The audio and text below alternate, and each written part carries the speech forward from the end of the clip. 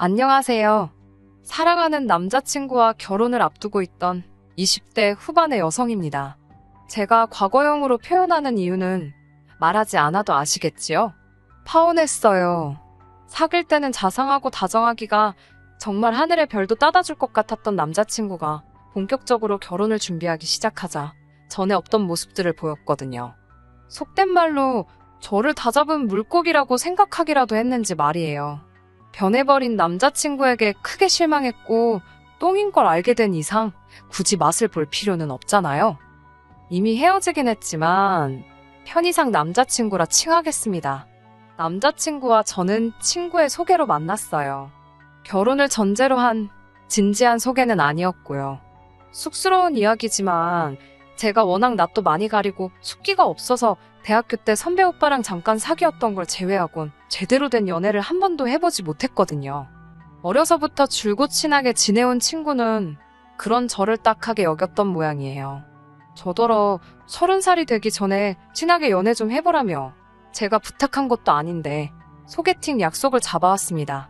민망하고 생각만 해도 어색해서 정말 내키지 않았어요. 하지만 친구가 판까지 다 깔아줬는데 싫다고 하면 2번 다시는 소개팅 안 시켜준다고 엄포를 놓더라고요.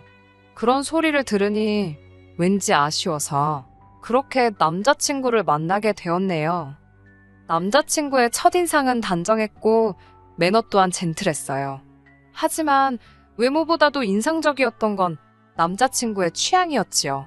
좋아하는 음악이라던가 선호하는 영화 장르, 그리고 주말에 주로 하는 취미생활까지 저와 비슷한 취향을 가지고 있더라고요. 그래서인지 첫 만남임에도 불구하고 대화가 끊어질 틈이 없었네요. 사실 그 무렵 친구들과 만나면 늘상 하는 이야기가 먹고 살기 힘들다거나 개인적으로 짜증나는 일들, 소위 앓는 소리가 대부분이었어요. 그런 시기다 보니 더 피곤해지는 일도 종종 있었고요. 그런데 남자친구와 만나면 대부분의 시간을 서로가 좋아하는 것들이나 관심이 있는 주제에 대한 이야기를 하며 보냈으니 지루함은 고사하고 주중에 쌓여있던 스트레스를 한 방에 날려버릴 수 있었어요. 그렇게 저희는 3개월 동안 친구도 아닌 연인도 아닌 애매한 사이로 데이트를 이어가다가 본격적으로 사귀기 시작했습니다. 나중에 남자친구가 말하길 굳이 사귀자고 해야 한다 생각을 못했다대요. 그리고 사귄 지 8개월 만에 남자친구가 저에게 프로포즈를 해왔습니다. 저와 함께라면 앞으로도 어디서 무엇하든 즐겁고 행복할 것 같다면서 결혼해달라고 하더라고요. 솔직히 조금 촌스러운 방식의 유치한 내용이긴 했지만 크게 감동했었네요. 남자친구의 프로포즈를 받았을 때 솔직히 크게 고민하지 않았습니다. 일단 저 역시 남자친구를 많이 사랑했고요. 또 다른 이유로는 개인적으로 늘 30살이 되기 전에 결혼을 해야겠다 생각했었거든요. 그리고 그런 생각을 갖게 된 데에는 저희 부모님의 영향이 컸습니다. 저희 부모님은 주변에서 닭살 부부라고 부를 만큼 매우 사이가 좋으세요. 여담이지만 저희 아버지는 양념치킨을 좋아하시고 저희 어머니는 후라이드를 좋아하시거든요. 그런데 아버지가 치킨을 사오시는 날이면 그 치킨은 늘 후라이드였고 어머니가 치킨을 사오시면 그날은 꼭 양념이었습니다. 서로가 뭘 좋아하는지 생각하고 서로 입맛에 맞춰 사오시다 보니 곧잘 일어나는 일이었지요. 이 밖에도 두 분이 서로를 얼마나 생각하고 위하는지 엿볼 수 있는 사건이 수두룩하답니다. 아무튼 이런 부모님 밑에서 사랑도 많이 받고 유복하게 자랐습니다. 그러니 저 역시 하루빨리 좋은 사람을 만나서 저희 부모님처럼 행복한 가정을 이루고 싶었네요. 그리고 제가 찾던 바로 그 좋은 사람이 남자친구라고 생각했고요. 하지만 제가 프로포즈를 받아주고 얼마 지나지 않아서부터 남자친구는 점점 다른 사람처럼 변해갔습니다. 지금 돌이켜 생각해보면 변해갔던 게 아니라 원래 그런 사람이었는데 용케 잘도 숨기고 있었던 것 같아요. 정말이지 남자친구가 그렇게 줏대없고 한심한 사람인 줄은 전혀 상상하지도 못했네요. 남자친구는 수도권에 위치한 공기업에 다니고 있었습니다. 공무원은 아니었지만 그래도 정년 걱정은 없는 직장이었지요. 아침 8시까지 출근을 마쳐야 해서 다른 회사들에 비해 약간 이른감이 있었지만 퇴근이 4시 반이라서 본인은 무척 만족스러워했고요. 야근도 없고 주말에 근무할 일도 절대 없었기 때문에 연봉은 진짜 소금처럼 짰습니다. 파혼한 마당에 못할 말이 뭐가 있겠어요? 저는 대학교를 졸업하자마자 중견기업에 입사를 했습니다. 남자친구를 전 소개받았을 때 이미 직장생활 5년 차였고 연봉도 남자친구보다 2천만 원 정도 높았지요. 남자친구 직장과 제 직장만 놓고 본다면 이렇게 표현할 수 있겠네요. 남자친구 직장은 가늘고 길게, 저는 굵지만 길 수도 짧을 수도 있는. 제가 그렇다고 남자친구 직장을 부러워했을까요? 전혀요. 남자친구 역시 제가 자기보다 더 번다고 해서 뭐 중력이 든다거나 전혀 그렇지 않았습니다. 있는 척을 하는 사람은 아니었지만 없는 걸 부끄러워하지도 않더라고요. 솔직히 어떤 때는 전혀 주저하지 않고 남에게 아쉬운 소리를 해대는 남자친구가 남사스럽기도 했어요. 그래도 그때야 제가 사랑에 눈이 먼 상태라서 귀엽다고 생각했어요. 참 속도 없지요? 지금은 어떻냐고요. 그 상황이 떠오를 때마다 제 얼굴이 다 후끈거립니다. 구질구질하고 궁상 맞았던 건데 왜 그땐 그런 생각을 못했는지 스스로 황당하기까지 해요. 궁상하니까 남자친구 생일 선물 생각이 나네요. 남자친구와 저는 동갑내기입니다. 남자친구가 저보다 생일이 2주 빠르고요. 생일 이야기가 나와서 말인데 남자친구 부모님께 인사를 드리러 갔을 때였어요. 아무래도 나이가 동갑이다 보니까 데이트를 할 때는 서로 편하게 이름을 불렀거든요.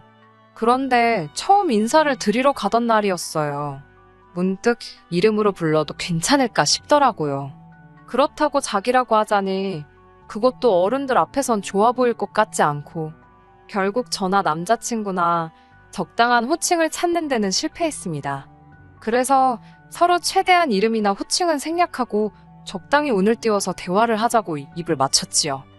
하지만 어머님 눈에 딱 걸렸더라고요. 어머님께선 저희더러 너네는 왜 서로 부르지를 않냐고 물어보셨어요. 제가 어떻게 둘러대기도 애매해서 그냥 웃어 보였습니다. 그러자 어머님께선 저더러 남자친구에게 오빠라고 하라셨습니다. 생각지도 못한 어머님의 말씀에 순간 당황스럽더라고요. 그래도 저희가 동갑인데 오빠라고 부르는 건 좀 이상한 것 같다고 솔직히 말씀드렸네요. 그러자 어머님께선 아무리 그래도 아내 될 사람이 남편 될 사람 이름을 함부로 부르냐입니다. 제가 그러면 남자친구가 기가 눌려서 밖에 나가서 큰일을 못한다나요? 저는 어머님께 그래도 오빠는 아닌 것 같다고 적당한 호칭을 만들어 보겠다 했습니다. 하지만 어머님께선 계속해서 오빠라고 부르라며 그래야 윗사람에 대한 존경심도 생기고 한다나요? 어머님은 학교 선생님이셨기에 더욱더 그런 식의 고리타분하고 비논리적인 사고방식을 가지고 계실 거라곤 상상을 못했습니다. 그리고 옆에서 이 모든 대화를 가만히 듣고만 있던 남자친구가 그러더군요. 그냥 자기 이름이 원래 오빠라고 생각하랍니다. 이건 또 무슨 말 같지도 않은 소린지 대꾸할 힘도 없어서 그냥 어머님께 알아서 하겠다고 했어요. 아마 이때부터 어머님께 미운 털이 박혔던 모양입니다. 처음 인사를 드리러 갔던 날은 남자친구의 생일 다음 날이기도 했습니다. 남자친구의 생일은 금요일 저녁이었는데 제가 야근이 있어서 만나지를 못했어요. 남자친구는 자기 친구들하고 모여서 생일 축하를 한다고 했고요. 상황이 그렇다 보니 생일 선물을 준비해두긴 했지만 주지는 못한 채로 어머님 아버님 댁에 가게 되었습니다. 상견례 전이기는 했지만 며느리감으로 인사를 드리러 가는 날이었으니 빈손으로 갈 수는 없잖아요. 그래서 백화점에서 한우 세트를 사들고 찾아뵙게 되었지요. 어머님께선 남자친구로부터 제가 김치찌개를 좋아한다는 이야기를 들으셨다며 김치찌개를 끓이셨다 하셨습니다. 솔직히 이때 조금 황당했어요. 김치찌개를 좋아하는 건 남자친구예요. 남자친구가 김치찌개를 좋아하는 걸 알고 있었으니까 데이트할 때도 주로 남자친구가 좋아하는 김치찌개를 먹었던 거지. 저는 김치찌개는 무슨, 김치도 잘 안 먹습니다. 그래도 뭐 누가 강요해서 한 배려도 아니고 제가 남자친구를 사랑해서 제가 원해서 했던 배려였으니 남자친구가 잘못 알고 있었다고 해서 남자친구 탓을 할 생각은 없었어요. 하지만 저도 사람이다 보니 서운한 마음이 드는 건 어쩔 수 없었지요. 4인용 식탁이었는데 식탁의 한쪽 면이 벽에 딱 붙어 있었어요. 즉, 4명 중 2사람은 안쪽으로 들어가 앉아 있어야 했고 바깥쪽 사람이 비키지 않으면 들어왔다 나갔다 하기가 쉽지 않은 구조였지요. 제 맞은편에 아버님과 어머님이 앉아 계셨고 저와 남자친구가 나란히 앉아 있었습니다. 남자친구는 키가 190cm에 몸무게가 100kg 가까이 됩니다. 그렇다 보니 키 160cm에 48kg인 저는 벽과 남자친구 사이에 낑겨 있었다고 표현하면 적당하겠네요. 김치찌개 맛은... 이제 진짜 제가 못할 말이 뭐가 있겠어요? 맛없었어요. 김치찌개가 맛없기가 쉽지 않은데 진짜 맛이 없었습니다. 돼지 냄새도 풀풀 나고 남자친구 입에야 어땠을지 몰라도 전 밥 한 그릇 비우는 것도 고역이었어요. 남기고 싶은 마음이 굴뚝 같았지만 그래도 그건 예의가 아니다 싶어 퍼주신 한 그릇은 어떻게든 싹싹 비워냈습니다. 그런데 어머님께서 더 먹을 거냐고 물어보시더라고요. 순간 어른들은 복스럽게 먹는 사람을 좋아한다는 말이 머릿속을 퍼뜩 스쳤고 저는 더 먹겠다고 했습니다. 어머님께서 제 국그릇을 달라고 손을 내미셔서 제 국그릇을 내드렸고요. 그런데 이 일로 뒤에서 가루가 되게 까일 줄은 상상도 못했습니다. 인사를 드리고 집에 와서 한숨 돌리고 있었는데 남자친구에게서 전화가 걸려왔습니다. 전화를 받으니 남자친구가 한껏 가라앉은 목소리로 큰일 났다고 하더라고요. 무슨 일이냐고 물으니 저더러 왜 그렇게 교양 없이 몰상식하게 행동을 했냐입니다. 황당해서 그게 다 무슨 소리냐니까 아까 어머니께서 찌개 더 줄 거냐고 하셨을 때 왜 그릇을 드렸냐는 거예요. 그릇을 달라고 하시니까 드렸다고 난 지금 네가 무슨 소리를 하는 건지 모르겠다고 저도 짜증이 나서 화를 냈습니다. 말을 할 거면 똑바로 하라고요. 그러자 남자친구가 한다는 말이 어머님께서 그러시더랍니다. 며느리감이라고 인사드린다고 온 애가 지가 먹을 찌개도 지 손으로 퍼먹을 생각을 안 하냐고요. 다른 가족들이 더 먹을 건지 필요한 건 없는지 제가 알아서 나서서 챙기는지 안 챙기는지 어머님께서 계속 저를 지켜보고 계셨다는 거예요. 제가 어이가 없어서 그러니까 네 말은 내가 지금 니네 집 부엌에서 내 국그릇 들고 찌개 더 먹겠다고 설쳤어야 된다는 거냐고 물었습니다. 그러자 남자친구도 제 말이 맞는가 싶었는지 한동안 말이 없더라고요. 그러더니 기껏 한다는 소리가 그냥 어른이 그렇다면 그런 줄 알지 넌 뭘 그렇게 따지고 드냐입니다. 아까도 오빠 소리 하라고 하면 그냥 내하고 어머님이 보실 때 하는 척만 하면 되는 걸 그렇게 안 한다고 뻗팅기더니 지금도 보랍니다. 그냥 내가 생각이 짧았다. 앞으로는 알아서 잘해보겠다 하면 될 것을 니네 집 부엌이 어떻고 저떻고 왜 그렇게 시시비비를 가리지 못해 안달이냐는 거예요. 그러더니 막판에 한마디 덧붙인 게 아주 가관이었습니다. 여자면 좀 조신하게 알겠어 소리 좀 하랍니다. 다 저 잘되라고 하는 소리지 저 괴롭히려고 하는 소리가 아닌데 뭘 그렇게 따지고 드냐고요. 그 소리를 딱 듣고 나니까요. 솔직히 남자친구가 아니라 무슨 조선시대에서 넘어온 모질이인가 싶더라고요. 설령 어머님이 말도 안 되는 억지를 쓰시더라도 남자친구가 중간에서 잘 끊어냈으면 되는 거잖아요. 구태여 말을 전하지 않을 수도 있었고요. 이 상황에서 결혼하면 사사건건 어머님의 억지 논리를 상대하게 생긴 건 불보듯 뻔한 일이었고 남자친구도 남편이 아니라 남의 편이 되는 건 시간 문제겠더라고요. 그래서 너 그 썩어빠진 정신머리를 고치던가 아니면 이 결혼은 없었던 걸로 하자 했습니다. 나는 앞으로도 할 말은 하고 살 거고 억울한 일은 그냥 넘어갈 생각이 없으니 이런 나를 감당할 수 있으면 결혼하는 거고 자신 없으면 손 떼라고 했네요. 난 어머님이랑 당신 비위 맞춰주려고 결혼하는 거 아니라고요. 이후로 한 2주 가까이 연락이 없었습니다. 제 생일에도 축하한단 말 한마디 없더라고요. 이미 서로 연락을 끊고 일주일이 지나갔을 때 전 저희 관계가 완전히 끝났다고 생각했어요. 그래도 사람이니까 생일 축하 인사조차 받지 못했을 땐 기분이 울적하긴 하더라고요. 그런데 제 생일 다다음 날 남자친구에게 연락이 왔습니다. 어머님께서 오토바이에 치이셨답니다. 그래서 지금 병원에 계시다며 한번 와줄 수 있겠냐는 거예요. 지랑 나랑 끝난 거 아닌가? 그런데 뭘 오라가라냐 싶어서 짜증이 났습니다. 하지만 어쨌든 인사까지 드리고 왔는데 어머님께서 병원에 계시다니 몰랐으면 몰라도 알고서 안 찾아뵙기가 좀 그렇더라고요. 그래서 비타민 음료 한 박스 사들고 찾아갔습니다. 남자친구한테 미련이 있어서가 아니라 인간 대 인간으로 찾아간 거였어요. 병원에 도착하니까 남자친구가 왜 이렇게 늦게 왔냐며 자기 진짜 너무 놀랐답니다. 저는 2주 동안 연락 한 번 안 해놓고 이렇게 아무 일도 없었다는데 말을 거는 남자친구 때문에 더 놀랐는데 말이에요. 그러더니 남자친구가 뭐라는 줄 아세요? 자기 어머니가 지금 옆에서 심부름해줄 사람이 필요하답니다. 화장실도 혼자 못 가셔서 자리에서 일을 보시거나 아니면 누가 같이 가서 바지 내려드리고 그런 걸 해야 하는데 자기는 아들이라서 못하지 않냐입니다. 그러면서 그걸 저더러 하래요. 저는 같은 여자니까 쉽지 않냐고요. 제가 어이가 없어서 나더러 지금 어머님 대소변 받아들이라는 거냐고 물었습니다. 그러자 인간이 한다는 소리가 이번에 잘하면 그동안 실수한 걸 다 만회할 수 있대요. 그러면서 빨리 병실에 들어가 보랍니다. 어머님께서 저만 기다리고 계신다나요.